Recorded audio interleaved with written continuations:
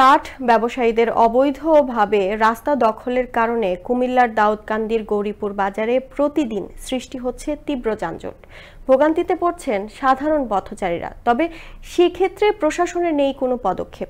এ বিষয়ে দ্রুত পদক্ষেপ নেওয়ার আশ্বাস দিয়েছেন দাউদকান্দি উপজেলা নির্বাহী কর্মকর্তা। কুমিল্লা থেকে সহকর্মী আর ইমরানের তথ্যচিত্রে বিস্তারিত জানাচ্ছেন নাফিসা নাইমা হোসেন।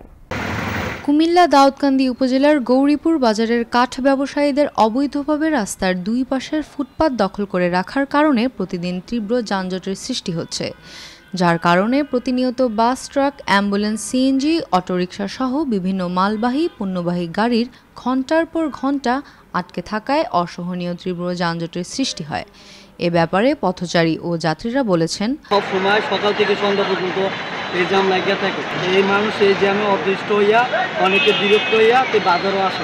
বিশাল যানজটে অস্থির। সরকার যাতে এটা কোনো একটা পদক্ষেপ নেয়, আমরা এই কামনা করি। সরকারের কাছে এটা চাই আমরা। যারা আছে তারা এগুলোতে কষ্ট করে,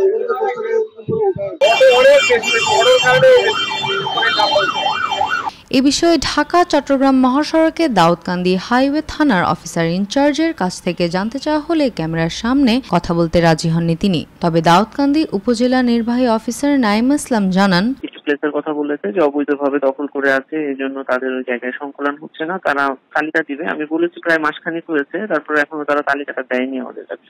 সামনে আমরা একটা কমিটি করার চেষ্টা করছি, যে বাজার কমিটি যদি আমরা করতে পারি তখন কমিটি তাদেরকে দায়িত্ব দিয়ে দিবে, তারা ওইভাবে তখন ম্যানেজ করবে। চেষ্টা করবো আমরা যত দ্রুত তার সাথে করা যায়।